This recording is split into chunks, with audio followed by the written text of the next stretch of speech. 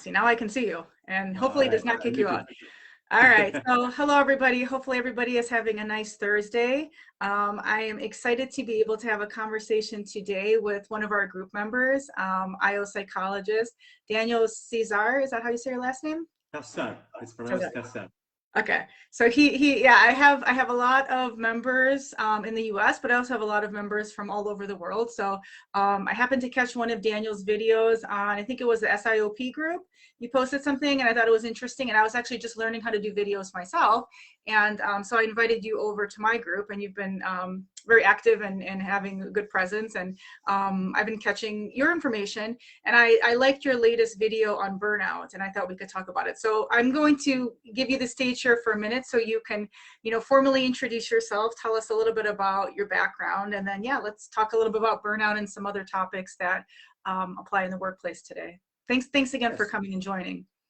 Thank you for having me on your page as well. So, as very well introduced by Nelly, I'm Daniel. I'm Nellie Kassar from Malta, a very small island just below the island of Sicily. It's in Europe. Basically, I'm an organizational psychologist practitioner in my country, and whereby I practice organizational psychology techniques with my clients, where I provide solutions when it comes to leadership and team management. I believe that my focus at the moment is helping companies develop better leaders for their people, and at the same time, I work with the team so that they can accommodate the leader or the emerging leader and that Mm-hmm. particular group, and also develop the people within the team so that they can be better, they can be better together as a team. So the team can be more efficient in whatever the project that they do. So I provide online and even physical one-to-one coaching with the team. So we can all work together as one whole big team with the leader and with the team, because I believe that working simultaneously is we can achieve better results than working only with leaders or only with the team. Because most often than not, especially when it comes to leadership, it's a two-way street most often than Mm-hmm. not. So we have to work with the leader and with the team as well. They are equally important, and they do play an important role Right. individually in the organization. So that is my background. That is mostly what I'm passionate about. Wow, Leadership and it team sounds management. exciting. That is an important job, to be able to work with leaders and to get everybody to work cohesively and work together Mhm. towards the same goal. So you said that you work a lot with leaders. So what do you do when you have a leader who maybe is resistant to work with a team, maybe stubborn or set in their ways? So how do you help this leader? This is actually one of the first obstacles, I would say, Hmm. most of the time. It's very hard on any individual to admit that they are doing something wrong. It's very difficult for the human to admit that they might be doing something wrong. Most often than not, I would discuss this individually with the leader. I would see the possible stumbling blocks to why the leader is not achieving the desired results from the team. I would collect the information from the team as well, because, as I said, I would meet with the team individually as well, so I could have the other perspective, right? Right. So I would hear both parties out, so that then I can negotiate and then find my way through the leader as well. But the most common issue is communication, all right? So I would Hmm. then organize some form of session whereby the leader can communicate with the team. Um, uh, and through that, by time, it is not, this doesn't usually happen on the first session, but by time, the members of the team would feel quite comfortable in discussing certain topics with the leader. Then I would act as a buffer between the team and the leader. So yes, that is usually my approach Okay, in cool. dealing with such situations. So right before our call, I was looking at your books and I was looking at mine, and I was telling you that I have a really similar book to yours, and mine is called Find Your Why, and you have Yeah, Start with Why, which is Simon Sinek. So I yes. wanted to ask you, because when I read this, I thought this is totally leadership, right? Totally company. So tell me about your book, and I'll tell you about mine. I'm curious the Sure. similarities. So, and you said you're working through it. So what have you learned so far as you've been reading it? Well, uh, as I said, my book is Start with Why. I think it's one of the central pieces that I've been introduced to Simon Sinek for quite a while now, but I've been reading this book as I went along. I'm a firm believer that if you have a purpose, both in life and especially in your business, and if you're leading a team and you're leading with a purpose, then there is something to work towards. Even if it's not, especially if it's not something tangible, it's very important to have at least some form of a goal, whether it's Right. operational or it can be as simple as having a welcoming team, for example. It can be Huh? something abstract as that. It might not be sales directed, for example, to increase the sales or to increase revenue, for example. Those are all quite good, but it will happen if there is a why, there is at least some form of target. So starting with why resonated quite fondly with me because I believe that especially in everything I do, I try to find purpose and meaning in what I do. Otherwise, I wouldn't be motivated in I doing know, that. I know. I agree with you too. And I think there's a lot of similarities in the one that I read, the Find Your Why, read a couple months ago. And I feel like for us, like in life, it's so important to have this purpose and have this direction. And I feel like when people don't have this direction, they falter. So whether it's in their personal life and they're struggling, or whether it's trying to figure out what are they meant to do professionally, I think that's so important. And so, I mean, I love Cynic. I feel like I almost listen to him every day with his like short podcast. And I think he's brilliant and has such a, interesting way of looking at the world. So yeah, I read this book. I loved it. I feel like I definitely need to read it again just to keep it in my head. And he does a nice job with it. It's like a manual. So like if you wanted to, work in a company and then help them with these ideas and help people develop, look, okay, what's our company why and what's our own individual why, he has a really nice approach in here. I don't know how he does in the other one, but he has a nice approach in here where he actually kind of tells you step by step, here's what you actually do so you can put this into action, which I Yeah. love in my teaching background. Like if I'm going to teach something, I want to know, okay, what are the exact steps I need to do? What are my objectives? What are my materials? How am I going to engage everybody? What are we doing the next day? What's our homework? So I feel like he does a nice job in here. So one part I want to share is he actually has you write your own like why statement. Does he do that in that book as well? Does he Sorry, have I didn't you quite. does he have you write down your why statement, like what's important to you, like your mission I, statement? I haven't arrived to that part, but I believe it happens towards the end. I believe that towards the end of the chapters, I would have to write the actual why. So I haven't been to that part as yet. I think my book is around why is the why important. Yours is more Gotcha. practical. So How right, is so the that's yours is more the theory based, the conceptual part, yes, and this yes, is yes. more the application. Yeah. So I'm looking back to what I even dated this because I guess I wrote this what month are we? This is like September. So September 14th. Wow, Okay. this is a while back I read this. Okay. This is as of last year. So my why is to help others so that they understand themselves and live their best life. So I left it very general because I felt like in terms of any career, whether I'm doing coaching, whether I'm in the workplace, whatever I happen to be doing, that's kind of my mission. I love to be able to help people because I feel like that's important in life. And that no matter what I do, I always want to do that.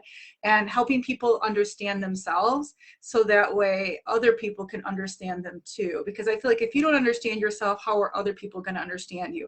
How are other people going to work with you, right? And Yes. understand like, what your needs are and how you learn best and what your strengths and weaknesses are. And I think that's important for leaders, but I think it's also important for employees. And if everybody's going to work, collaboratively, we need this. Okay, one other thing I want to talk about today. You did that video. The latest video I saw of yours was about burnout, and I feel like that's such an important topic in the workplace today, especially since the pandemic. And the pandemic, I mean, I think it's still continuing, right? I mean, COVID hasn't gone away. We still have different No, strains. yeah. I don't know how it is in Europe compared to here, but like our numbers are up. People, I had COVID last month, not a fun experience. And, even with the vaccine, And I feel like our numbers are spreading, and this is affecting the workplace because not everybody is in the workplace. People are sick or people are working from home and there's not a lot of continuity. Some people are frustrated with their jobs. So tell me like a little bit more about like burnout. Like what have you learned? What have, like, whether it's your research or just your experience, like what are you seeing in your country? Well, just to link it a bit to what we were saying before, I believe that one of the most things that are detrimental and that cause burnout at the end is having no direction, both personally in your own life Mhm. and even at work. And some people believe that, at least from my experience and from the people that I encounter in my day to day, is that if they are a subordinate to someone at work and in the working context, they expect that the leader give them directions.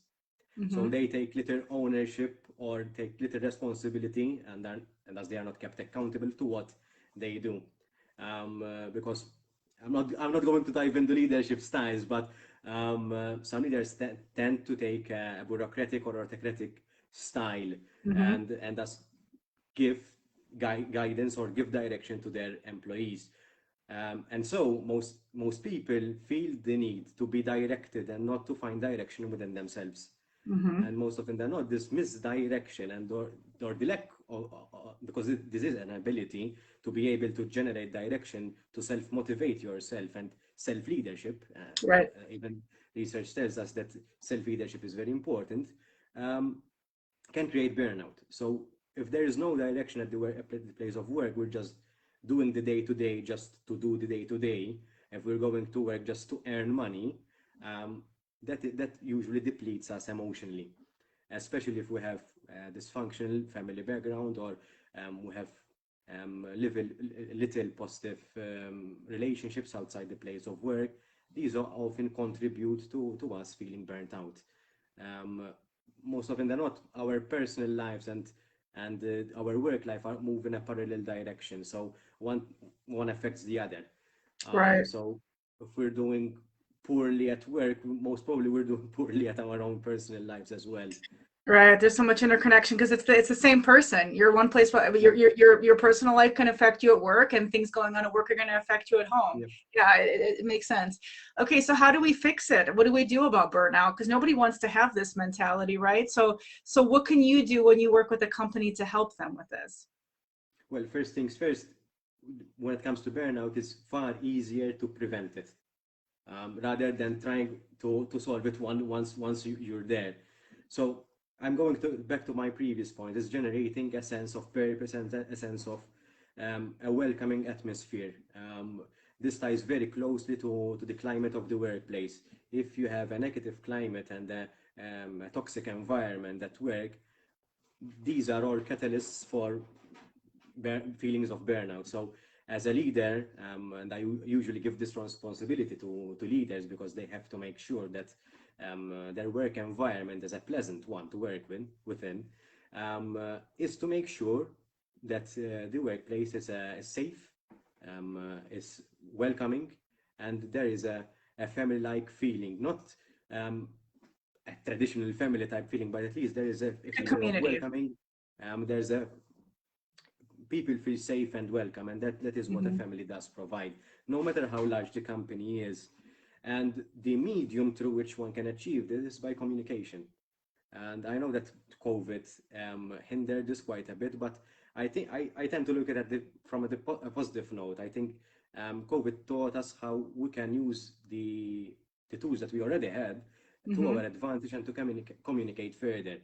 Sure, in-person meetings are much better than online meetings. Meeting in Right. person is much more beneficial. I agree. But if it's not possible, we can also find alternate ways. So communication is very important to prevent burnout and yeah, generating a positive climate. Obviously, there are many tests that you can do as a leader or as an organization to see the engagement of your workplace, of your employees. So we might, at least in my practice, we can run an engagement survey with the employees just to see and to gauge their engagement with their work Right. when their organization, because that's very important. They need to be engaged both with their work and with their organization, because those are a bit different. They are part of the same package, but a different thing altogether. So I think that would be my approach in that. Do you feel that people are honest when they do those kinds of surveys and assessments, even if it's anonymous, right? They don't have to write their name, but do you feel like there's a buy-in that they want to do this? And do you think that there's any type of fear associated where they're worried that they're going to say something and somehow somebody's going to figure out what they feel? Have you found this before? Or do you feel like everybody seems to be 100% honest and you get like accurate data? What have you So found in your experience? what I find, and this might be a bit funny, but in reality it's not. I fear that most often than not, people misjudge the question that they are asked.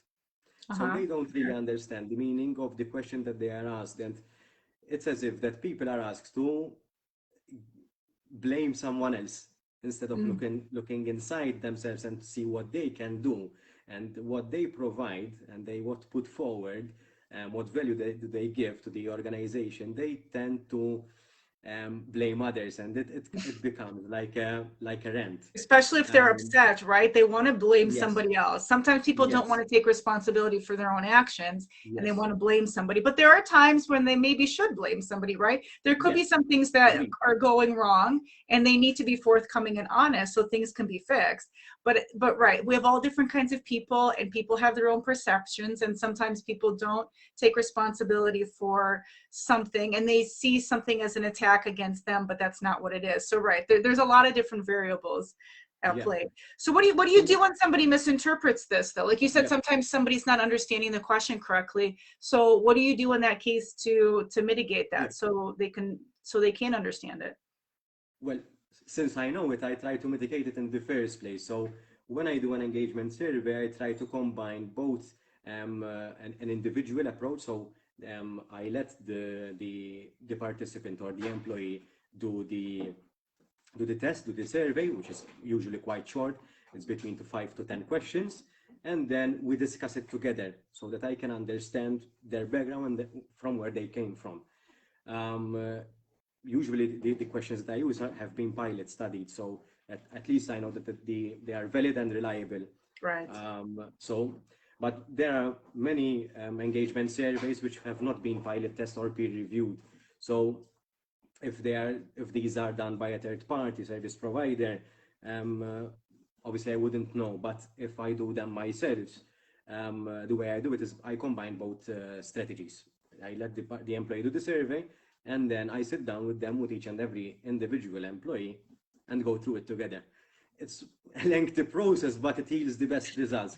That's what I I find. think so, because then that way you're on the same page, everybody's understanding each other, and then you can, make sure they understand exactly what the expectation is, Yeah, and then you can get a clear result. So that sounds good. So yeah, I mean, I feel like in the US we've been having this burnout issue too, and I feel like different, people have left their workplace for a better situation. And so COVID, I think, was this reset, and we've had this great resignation here where people have been leaving their jobs, some, finding better jobs or maybe becoming entrepreneurs. There options in a sense presented themselves because we had more time to think and process and reflect. And even for me too, I mean, that was a part of my journey that I started thinking about, am I challenging myself enough? Am I doing exactly what I'm meant to do? What is my true purpose? Still figuring all that out, but I knew I needed to do something different because I was ready for a change. And I feel like, people have been thinking this, and if they're unhappy in their situation, that they understand that they don't have to stay unhappy. They can change it, and if they can't change it in the confines of this company, then go somewhere else where they are going to feel, needed and appreciated, and they have an ability to grow and learn, new skills and more professional development. So, I mean, options exist. And, luckily for us, I'm not an IO psychologist yet. I'm studying, I'm on my way, but for you, I mean, I think companies really need that type of person because there's so many things a company has to worry about, right? They don't always think about all the psychology, to how people interact, and the importance of communication and trust and respect and psychological safety. motivation. There's so many different factors. And when you have like, this one CEO, it's an awesome responsibility to try to do all of this. And so, yeah, I think it helps having like this outside person, like yourself, to be able to come in, assess a situation, and be able to help the leader and have them become a better leader, because sometimes leaders are lacking certain skills, and they for whatever reason, and it helps to have that person. So Leadership is a skill on its own. So right. you have to learn how to lead as well, because most often than not, what I find is that leaders are elected by seniority. So for the next amount, after the next amount of experience, you become a leader. So, and that doesn't usually translate to having the necessary leadership skills to lead the team. You have practical knowledge and you have technical knowledge, perhaps if you're operating in the manufacturing sector, but you don't have knowledge on how to lead, and that you need to learn that.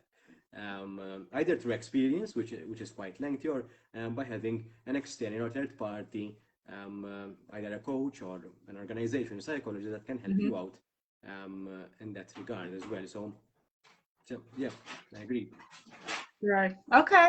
Well, I appreciate your time today. We had a great conversation, and yeah, if I definitely share your videos, I'm gonna have you send me some information about your website. So if somebody wants to, be in Sure. touch with you, find out more, you create some really good videos, which I Thank appreciate, you. because I've learned from your videos about when I'm making videos. Oh, So I'm glad. that's been helpful for me. So yeah, I appreciate your time today. We learned some good information. When you finish your book, Start With Why, you'll have to share with me and tell me any other insights For that you sure. get, because I like learning about Sinek too. So yeah, For so sure. keep staying active on the group, and posting information, asking questions. We appreciate you. Thank you very much, Nelly. Thank you for Okay, having keep me doing and everything. Keep doing for this everything well time. that you're doing over there. Thanks. Thank you Okay, so thank much. you. Have a good rest of the day. Likewise. Bye Thanks. bye. Bye.